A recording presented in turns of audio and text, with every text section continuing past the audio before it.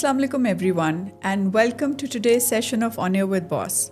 Our guest for today is Amber Noor Mustafa. Amber is an international education leader with over 2 decades of experience spanning schools, universities, and international development organizations across Pakistan and beyond. Her journey with the Beacon House school system began as a pre-nursery student and evolved into a distinguished career marked by progressive leadership roles, including teacher, school head, regional manager, and ultimately head of education operations for Beacon House, Pakistan. Education for Amber is not only a profession but a deeply rooted legacy, with her mother, Miss Azra Mujib, serving the institution for over 34 years. A Fulbright PhD scholar in international and multicultural education from Florida State University and an MPhil graduate from BNU, Amber brings together academic rigor and practical insight. Her work is grounded in advancing policy reform, promoting gender equity, and building more inclusive, contextually relevant education systems. Currently, she serves as an instructor at LUMS, leads the Girl in Me initiative, and is the co-founder of Ascendia Education Advisory. Through these roles, she continues to influence education policy, practice, and access at multiple levels.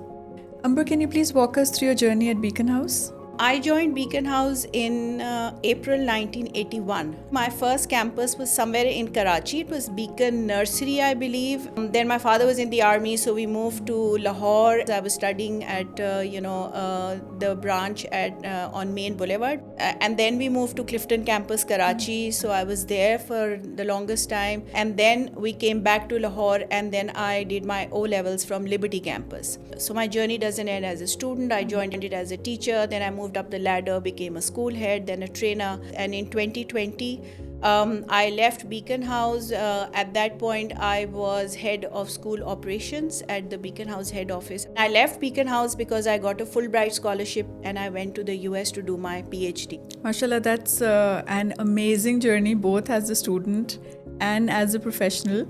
So I would like to ask you, as a student, you kind of rotated between two regions, the South and the Center region. How was your experience with both the regions? Lahore was a very different place back then. So Karachi was a very happening place, and there was a lot of hustle and bustle and activity, and there was a stark difference in the kind of culture and the kind of activity and the pace of the two cities. So Amber, if you were supposed to classify your school experience in 3 words or phrases, what would you choose?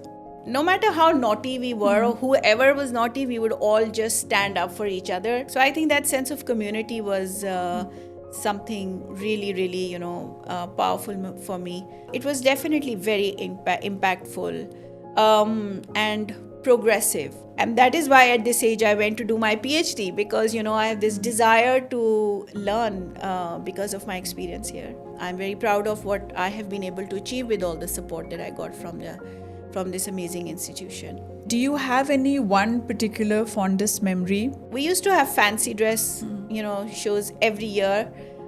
So I remember the 3 of us were Benjamin sisters, and and so we had special clothes made, and so the 3 of us were wearing them, and we sang a song together, and we won the first prize. Would you like to give a shout out to your sisters? Uzmi and Faryal, who were my partners in crime at Beacon House. And definitely a shout out to my mother, Azra Mujib, and my father, Mujib Aftab, who made it all possible for the 3 of us to be at Beacon House. I also want to mention here my 2 sons, who not only studied at Beacon House, but we were at the same university at Florida State University when I was doing my PhD. They were doing, the younger one was in the undergrad, the elder one was doing his master's, and I was in the PhD program. And so the university then interviewed us, and we were in their news paper because, we were this international family, and the whole family was studying, and it was so amazing for them. Amber, were you part of any clubs in school? I was part of Beth Bazi. Wow. Yeah, and then the throwball team, the cricket team. I learned classical dance from there. I learned how to play the recorder.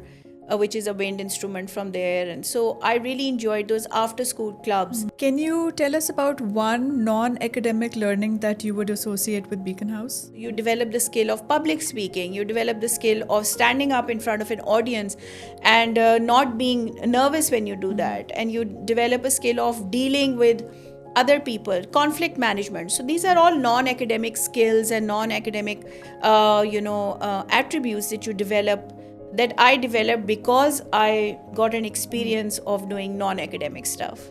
What kind of student were you? I was a very lucky student actually, because I was never the kind who studied a lot all the time, but I still always managed to do very well. Have you ever pulled an all-nighter that was not for studies? Yes. Do I want to know what you did? Watching movies, that's just my me time. Okay, that's nice. Is there any one canteen snack that you miss till date? Oh yeah, in Karachi, with 5 rupees, we used to get a big bag of chips and a bottle of Coke, and that was my best snack. Yeah. So, if your campus life was a movie, what would the title be? Dil Dhadakne Do, because I think you die when you stop enjoying life, not when you stop breathing. So, if your campus life was a song, what would the song be? The song is Ye Lamhe from the film Ye Lamhe. Amber, if somehow you got hold of a time machine and you could travel back in time, is there something that you would do differently? I think every experience in life, whether it is good or bad, has taught me something. So no, there is nothing that I want to change when I go back. Amber, can you shed some light on your professional journey? When I was at FSU, I got a student leadership award there because I was president of student organization. I founded 2 student organizations, the Fulbright student organization, the Pakistan student organization, which we didn't have there. Then I was also the chair of a committee of the Congress there at the university. I was the student ambassador there. So I got my department gave me a student leadership award. I was also given an award by the Fellows Society, which is a society there for people who are on scholarships. And they gave me an award, and that was a money award to do my project with women and women of education. I have established a project called The Girl in Me, and it is raising voice for women, for girls, their rights and their access to education. Mashallah, there's so many accomplishments. And mashallah, you continue to progress, and you're definitely a role model for everyone out there. Thank you. Just to let them know that, there's not a particular age or a particular time in life jahan tak, your education comes to a halt or to a stop. And life is all about learning. Life is all about starting afresh and, getting into new ventures and keep on exploring yourself. Is there a myth about your profession that you would like to debunk? At my age, you don't expect people to study, I guess. I remember when I went to get my reading glasses, the guy was like, why do you need reading glasses, at this age?